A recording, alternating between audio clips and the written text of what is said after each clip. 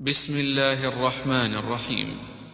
الحمد لله رب العالمين الرحمن الرحيم مالك يوم الدين إياك نعبد وإياك نستعين اهدنا الصراط المستقيم صراط الذين أنعمت عليهم غير المغضوب عليهم ولا الضالين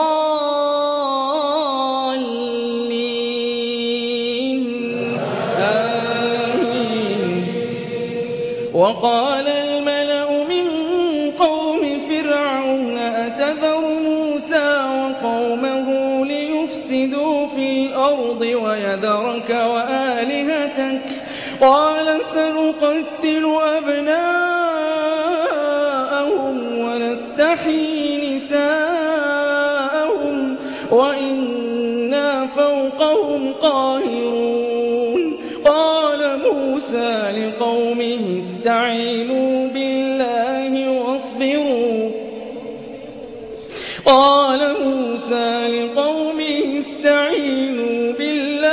واصبروا إن الأرض لله يورثها من يشاء من عباده والعاقبة للمتقين. قالوا أوذينا من قبل أن تأتينا ومن بعد ما جئتنا قال عسى ربكم أن يهلك عدوكم ويستخلفكم في الأرض فينظر كيف تعملون. ولقد أخذنا آل فرعون بالسنين ونقص من الثمرات لعلهم يذكرون.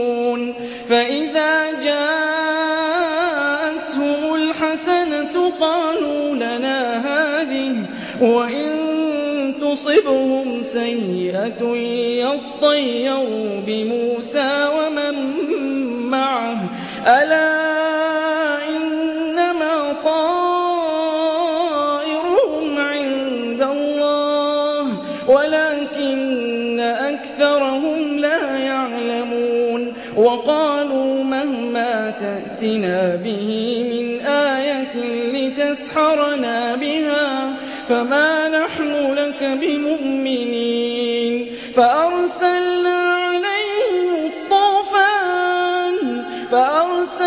عليهم الطوفان والجراد والقمل والضفادع والدم آيات مفصلات فاستكبروا وكانوا قوما مجرمين.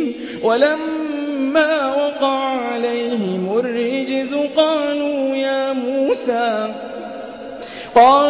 يا موسى ادع لنا ربك بما عهد عندك لئن كشفت عنا الرجز لنؤمنن لك ولنرسلن معك بني إسرائيل. فلما كشفنا عنهم الرجز إلى أجل هم بالغوه إذا هم ينكثون. فانتقمنا منهم فأغرقناهم في اليم بأنهم كذبوا بآياتنا وكانوا عنها غافلين.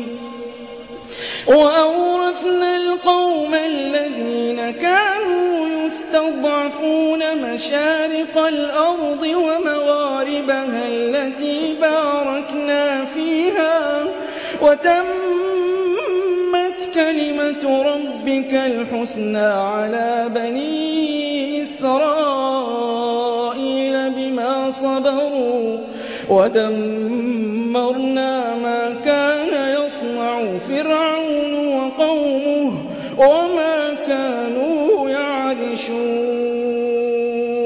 وجاوزنا ببني إسرائيل البحر فأتوا على قوم يعكفون على أصنام لهم قالوا يا موسى اجعل لنا إلها كما لهم آلهة قال إنكم قوم تجهلون إن هؤلاء متبر ما هم فيه وباطل ما كانوا يعملون قال غير الله أبغيكم إلها وهو فضلكم على العالمين وإذ أنجيناكم من آل فرعون يسومونكم سوء العذاب يقتلون أبناءكم ويستحيون نساءكم وفي ذلكم بلاء من ربكم عظيم وواعدنا موسى 30 ليلة وأتممناها ب10 فتم ميقات ربي 40 ليلة وقال موسى لأخيه هارون اخلفني في قومي وأصلح ولا تتبع سبيل المفسدين ولما جاء موسى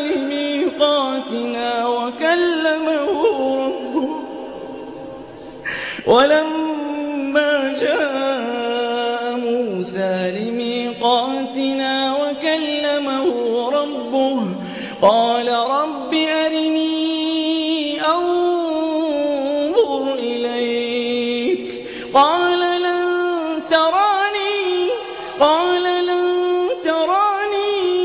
ولكن انظر إلى الجبل فإن استقر مكانه فسوف تراني فلما تجلى ربه للجبل جعله دكا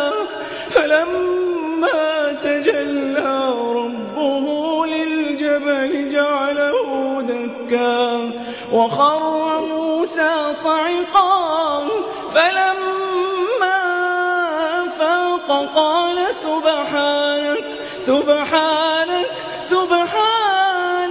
سبحانك تبت إليك وأنا أول المؤمنين قال يا موسى إني اصطفيتك على الناس برسالاتي وبكلامي فخذ ما آتيتك وكن من الشاكرين